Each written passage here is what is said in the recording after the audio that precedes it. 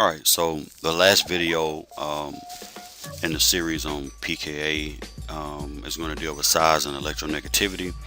We've already dealt with induction and resonance. Hybridization is always also going to fall under electronegativity. So let's jump right in, and just right off the bat, size does matter, right? If the conjugate base has a negative charge, and if that negative charge is on a large atom as opposed to a small atom, if the charge is on a larger atom, then the conjugate base is going to be more stable because that charge can be delocalized over a larger surface area. We also say that the charge is less dense, less dense, because it's more diffuse over a larger atom as opposed to being on a smaller atom and being more dense and less stable. All right, so let's look at two examples here. We have ethanol and ethane thiol. You see the pKa for ethanol is 16, ethane thiol is 10.6. And let's go ahead and look at the mechanism. Here are our arrows: base to proton, the bond between the proton and the atom, those electrons go in the atom. Now here we have our conjugate bases. This is for ethanol, this is for ethane thiol, right? So how are we going to use size to explain the pKa difference? All right, so let's look at it. So sulfur has an atomic radius of 103 picometers, whereas oxygen has a radius of 63 picometers. So let's go back. Notice the difference in pKa. 10.6, this pKa is lower, and this conjugate acid has a negative charge on sulfur, which we just established is a larger atom. So that would explain, or that would indicate, that this conjugate base for sulfur is more stable than the conjugate base formed here from ethanol, because the charge is spread out over a larger surface area, or the charge is less dense, or less or more diffuse.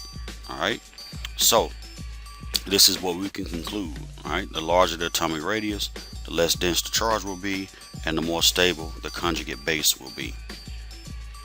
All right, let's think about it this way. If I dropped a ton of rocks or bricks on Jupiter versus dropping a ton of bricks on Earth. All right, here's Jupiter, here's the surface area, about 23 billion square miles, whereas Earth has a surface area of 196, roughly 197 million square miles. All right, and if you look at the little dot, right, as it traveled around Jupiter, you see that the surface area is much greater, and if I did this particular experiment, it would have much less of an impact dropping a ton of rocks on Jupiter as it would dropping them on Earth. Same thing with atoms. The larger atom has more surface area. The charge becomes more diffuse because it's more spread out, and that stabilizes that charge by delocalizing it. We keep coming back to this term of delocalization, right? So the charge is stabilized by delocalizing over a larger surface area. All right, let's talk about electronegativity.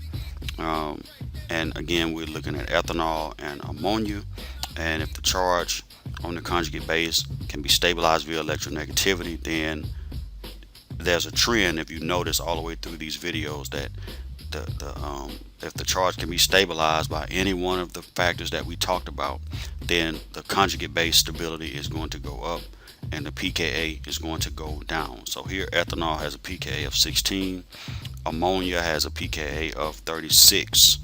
All right, so here's the arrows. Let's look at what happens here. Here's my conjugate base for ethanol, here's my conjugate base for ammonia. All right, notice again, ammonia has a pKa of 36, ethanol pKa of 16. The reasoning behind that is that the electronegativity of oxygen is greater than that of ammonia, so this negative charge is more welcome on oxygen than it is on nitrogen. All right, so more electronegative atoms handle charge better, right? Because charge usually means additional electrons, and if an atom is electronegative, it has a high love for electrons. All right, so as a rule of thumb, when you're comparing size and electronegativity, size is a greater determinant, right? Size trumps electronegativity. That's the way you think about that. And here's something to think about. This is something I want you to do. I want you to look up the pKa for hydrofluoric acid HF and hydrochloric acid HCl. Right? We know that fluorine is more electronegative than chlorine. So what I want you to do is look up the pKa for both acids, compare them, and see if you can explain why the pKa for HCl is so much lower than that of HF. That's a pop quiz. That's 3 points. Right? Hybridization is related to electronegativity, right? So let's just look at the pKa's of these acidic protons here. For acetylene, the pKa is 26. That's a pretty decent pKa. If you have a strong enough base, you can pull this proton off with no problem. Ethylene, the pKa goes up to 45, not as acidic. And then ethane, the pKa goes up to about 50 or even 60 in some cases.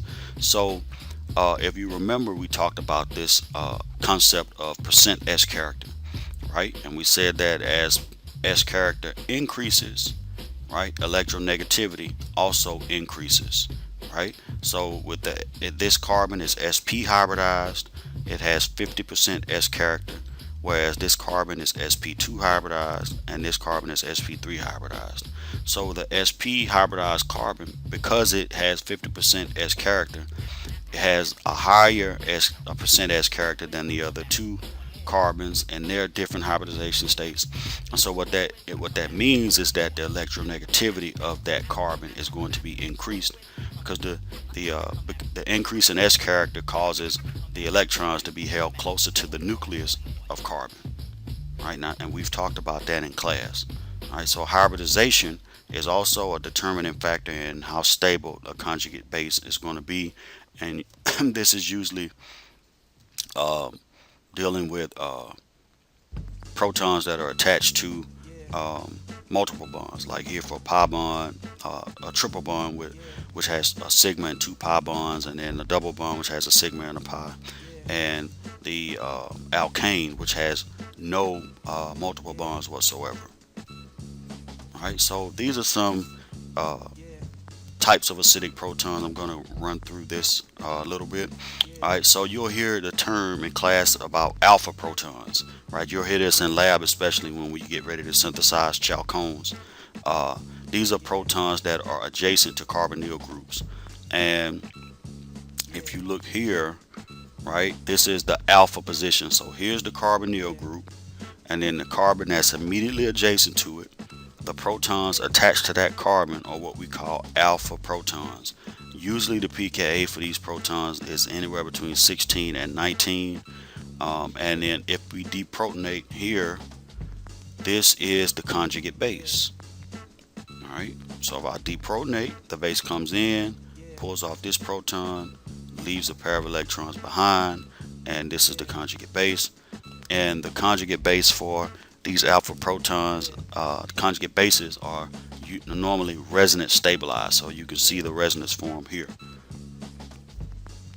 Alright, and here's a list of different protons, and with the pKa's listed. This will help you a lot, so if you can just ask me for this in class, I'll make sure you get a copy of it. And here are some other acidic protons shown here. Let's do a little bit of a recap. Remember our mnemonic: HIRES, HIRES, hybridization, induction, resonance, electronegativity, and size. Those are the key factors in stabilizing conjugate bases, and also helping to determine whether pKa is high or low, whether an acid is going to be a strong acid or a weak acid. All right, deprotonation, we talked about that at the very beginning. It's just a removal of hydrogen by a base.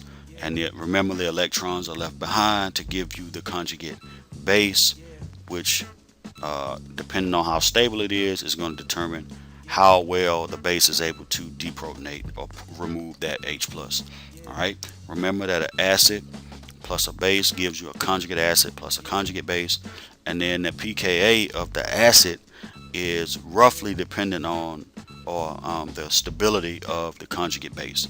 If the pKa is low, what that means is that the conjugate base for the acid is stable.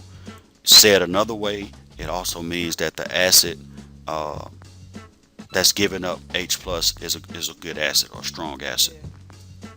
So what's next? I want your pop quizzes in class on Wednesday. Watch these videos as many times as you need to. Go ahead and, if you haven't already started reading chapter 2, read chapter 2. And here's all my contact. You can email me, you can tweet, or you can drop by. And I hope you pick something up from this message. And again, I'll see you in class. Peace.